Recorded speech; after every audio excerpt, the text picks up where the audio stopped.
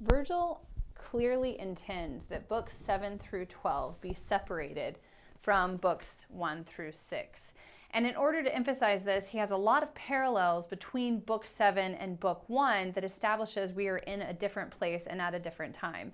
And so in book 7, he arrives on a shore. Will it be open to him or will it be closed? And just as we saw him book 1 arrive at the shore of Dido, and of course she comes to embrace him and then reject him, we will see the same thing happen here. Book 1, he will be invited first by King Latinus to actually inherit his throne and become his son-in-law, only to quickly be turned away and rejected, and it won't end well. And so we have these kind of parallels set up between the two. This would go with the cyclical patterned imagination that we've seen, and things take on greater and greater emphasis and more weight as we go through them. Also at the beginning, he almost restarts the narrative as we have him, he says, "Goddess, direct your poet." So in the same way that he began in book 1 and said, "Muse, tell me," right? Or rather, he actually says, "Muse, remind me," in the Latin. Here, "Goddess, direct your poet. Savage warfare I'll sing, and kings whose courage brought their death." Notice he still says, "I will sing." So the emphasis is still on Virgil, the poet, singing this. Kings whose courage brought their death, the Tuscan army, all Hesperia rallied to arms. And this is a higher story starting, a greater work for me. As mentioned before, books 7 through 12, Virgil would have considered the more significant or more important part of the epic, differentiated from books 1 through 6 and the travelings of Aeneas. Now that he's arrived at Italy, which is to become the Roman Empire, he's emphasizing the great struggle that they're going to overcome. This becomes the weightier, meatier, more substantial section in Virgil's imagination. All signs point to Italy. You have this carving that is actually in Italy, in which you can see the sow there with her little piglets.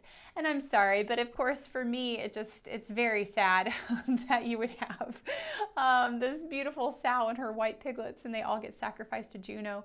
But all signs here point to Italy. He has been foretold. He has told us several of the prophecies throughout that he will know he's in Italy because, one, they will eat their tables.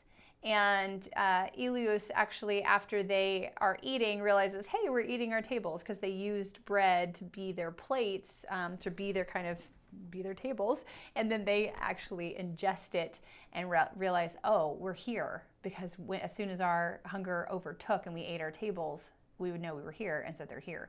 Also, they will see the sow with the 30 piglets, and when they see that point, they realize that they have arrived. The other prophecy does not come from Aeneas himself, but comes from King Latinus. King Latinus recalls a prophecy that his son-in-law would be foreign, and that all of his descendants would be heroes if he didn't marry his daughter to someone within his own kingdom. And this becomes the dividing line between him and his wife, Queen Amata. She wants to try to reinterpret the passage in such a way that it doesn't foretell that he should allow Aeneas to marry his daughter, but tries to reinterpret it in such a way that everyone's foreign. Isn't everyone strange? And Turnus, can this still be our daughter's son? It's kind of a weird relationship that I don't know if we should read too much into, but Amata feels very invested in the fact that Turnus is going to be her son-in-law. The other concerning thing about this relationship, if we tried to imagine it on a contemporary stage, for example, is Lavinia is completely quiet.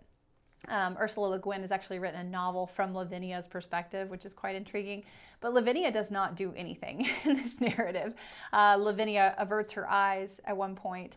She's called the girl with fine eyes, is pretty much her only description. And then when she thinks Turnus is dead, she scratches her cheeks and tears her hair.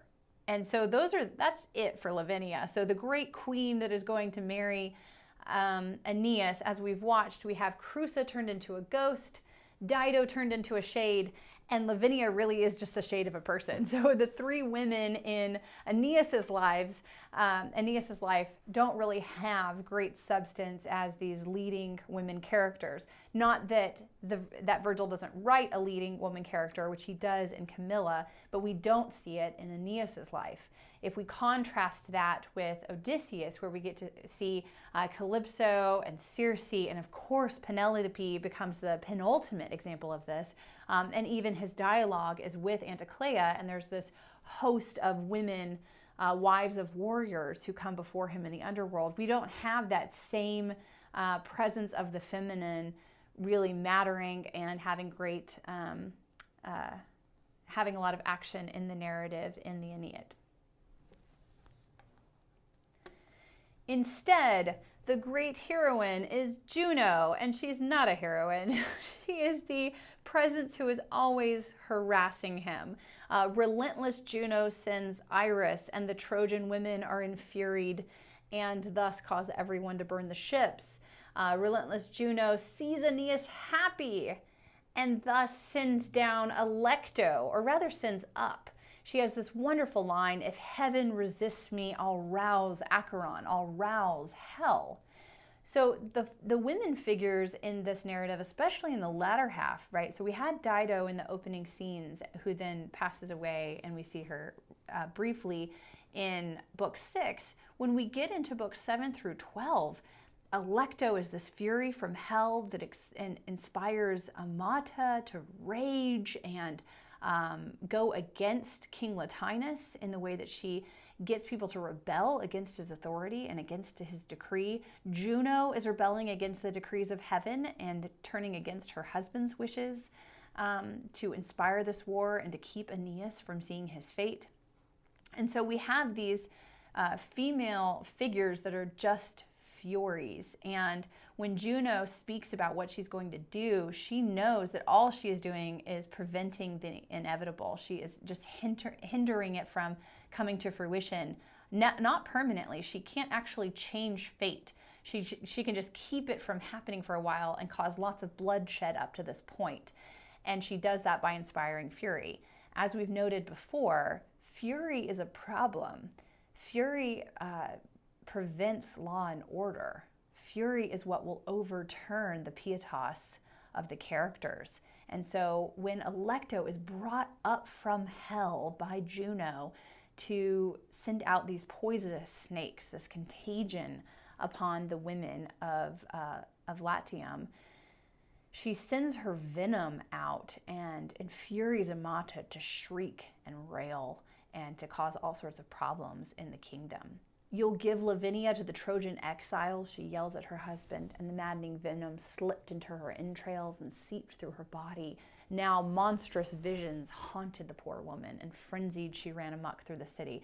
Very reminiscent of Dido running through the city, impassioned by her love for Aeneas. Now it almost sounds like Amata is impassioned for Turnus as she runs amok through the city, hating the idea that Latinus will give her daughter to anybody else.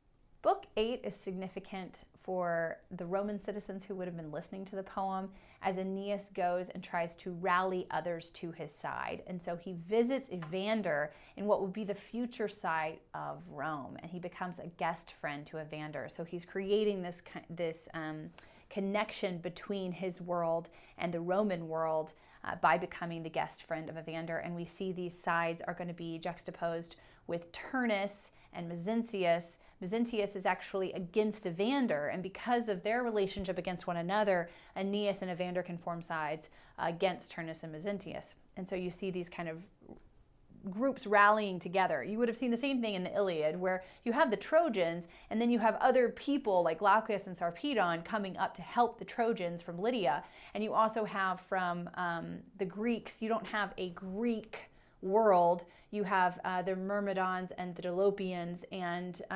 Ulysses, the Ithacans, and they're all coming this direction to fight on behalf of the sons of Atreus. And so the same thing is happening here, where people are drawing their groups together.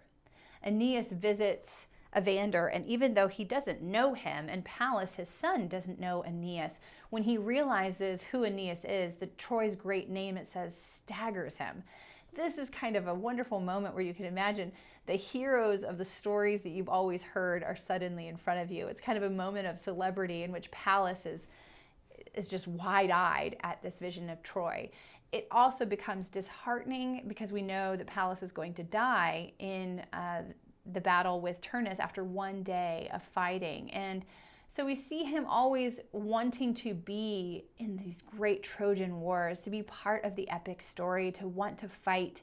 And yet Virgil shows us how not wrong-headed this is, but romanticizing it is to see war as this glorifying thing, and yet Pallas is thrown down in the first day of war. So when he sees Aeneas and meets him, and the name of Troy staggers him, and he's excited about the idea of going to war, and yet as Evander sends him off, he's praying over him, and he faints, sending his son off Pallas with Aeneas.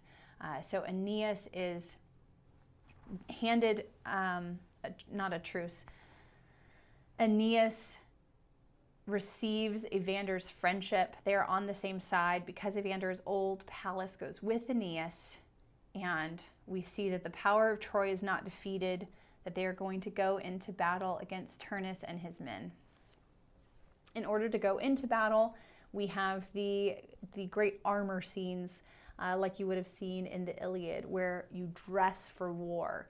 And this time, instead of Achilles' mother approaching Hephaestus and asking for armor for Achilles, now we have Aphrodite on behalf of her son, and she approaches Vulcan in much the same way, except in this case, she is able to seduce him as Hera seduced Zeus in the Iliad. We have Venus seducing her husband Vulcan in order to get what it is that she wants. And of course, what she wants is armor for her son. She seduces him. I plead for arms, a mother for her son, and her tricks and her beauty work. So she fondles her husband, she makes love to her husband, and he wakes as early as possible and gets all of his men to work on these great shields and other armor for Aeneas and his men. So what is on the shield? I do wish we had images of these great shields. As has mentioned before, the contrast between the shield of Achilles, which told this idealized version of the world, and we have the shield of Aeneas, which gives us Italian history and the triumphs of Rome, right? And Aeneas, it says, from the prophecies he knew all, but at the same time it also says he didn't know the stories. So he is now shouldering his descendants' fate in the same way that he shouldered Anchises in Troy. Lots of parallel here. He was carrying Anchises in book 2. He is now shouldering his descendants' fate in book 8 in this shield by holding all of their stories on the shield. And so parallel book 1 and book 7, parallel book 2 and book 8. So the book itself, and the Aeneid, is structured in a very different way than the poems of Homer, because Homer is reciting his stories. Someone else probably was writing them down, or Homer himself was a scribe, we're not sure, but they were really oral compositions that were then turned into written form. Whereas Virgil has the option of writing it down and seeing how these parallels are created. He's creating the books themselves to do this kind of parallel structure in a way that Homer wouldn't have had access to as an oral poet. So we kind of have to see those distinctions and recognize structurally and organizationally there's a lot more going on here than would have been possible with Homer's narrative. Not that there wasn't a lot of cyclical and repetition, but the ordering of it and the direct meeting up of things really is kind of a masterful poetic technique by Virgil at this point. We also have more great signs that point to the fact that Aeneas is meant to take over the Latin people. We have to remember how the story could have sounded to anybody else. And so we're getting to hear how it sounds to Turnus, for example, when these boats that he's trying to burn then turn into nymphs, right? Many of his men see this and say it was a miracle, whereas he says, no, my fate is to root out this evil. These are oracles not for them, but for us, that portend good things for us, because now the Trojans are stranded here, right? He doesn't see this, or he doesn't interpret this rightly. And we have to consider that as listening from an audience. What is our perspective? Who is in the right here? We need to look back at the Iliad, in which Hector is trying to burn the ships of the Greeks. When he tries to burn the Greek ships, it doesn't go in his favor, right?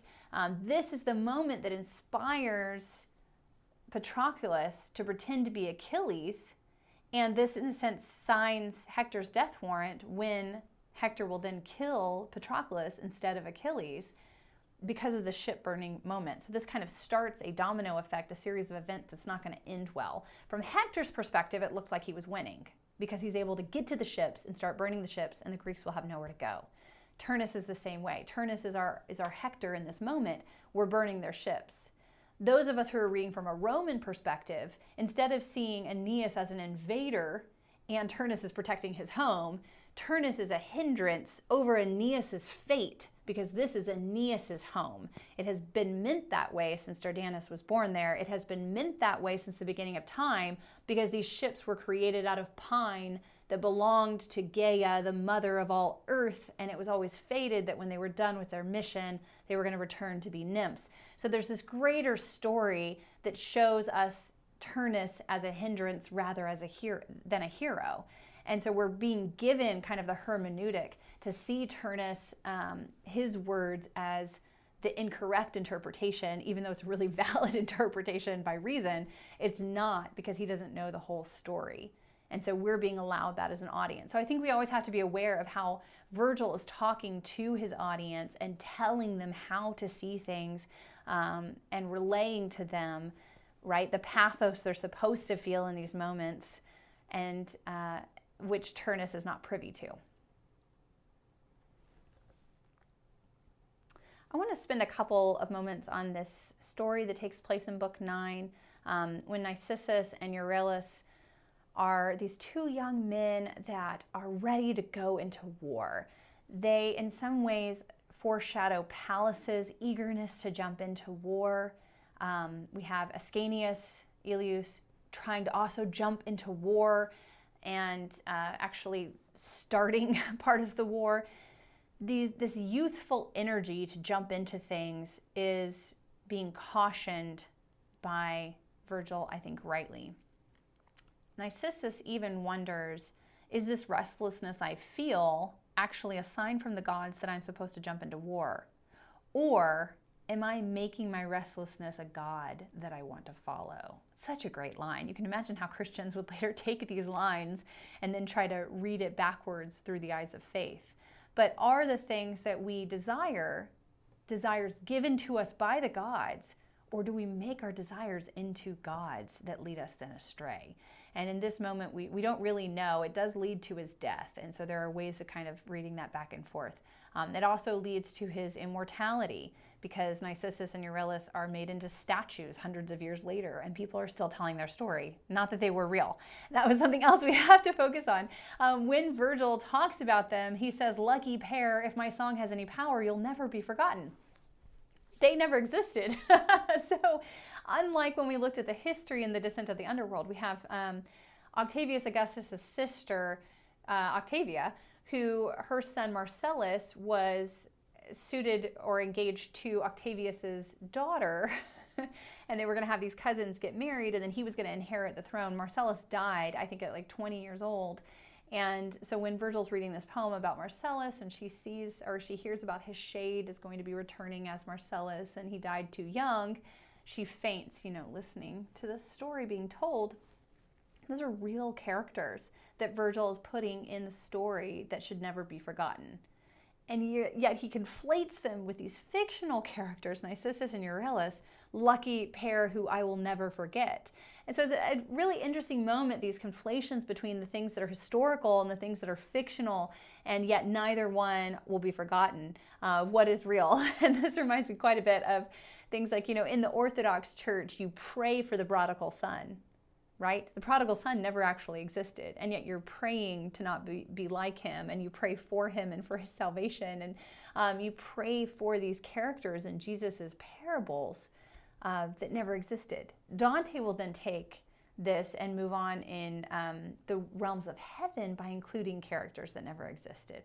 Ripheus, who's mentioned in the Aeneid as someone who was a fighter for justice, who fell as Troy fell. That's all you hear about him is in the Aeneid. Ripheus, who longed for justice. And then he's in the realm of the just in paradise. So these characters who are fictional take on a life of their own, and in a sense take on this real presence that we get to see with Narcissus and Euryalus. Their death is very disheartening. They fight too long in the war camp. They try to take too much loot back with them. So it's an inversion from what happens when Diomedes and Odysseus go into the Trojan camp and they unnecessarily kill Dolon when they're spying on the camp. And here we have the two spies go in and they are actually the ones to die. Their death has a beautiful epic simile. Euryalus' neck sank limply down like a purple flower severed by the plow. He fainted into death like a poppy bending its weary neck when rain weighs down its head. Beautiful scene of the two of them falling on one another, these tragic figures, this loss that becomes not just numbers and names, but becomes these two real deaths. And their heads are placed on spears and held up. And Euryalus' mother calls out, "Why did you leave without saying goodbye?" to her son. So there's these great moments of pathos that make the war probably very relatable to those who were listening in that audience, who would have lost young, eager men who went off to battle and never came home. So even if these aren't real characters, Virgil's probably drawing on real characters that he knew and real stories that he wanted to never forget.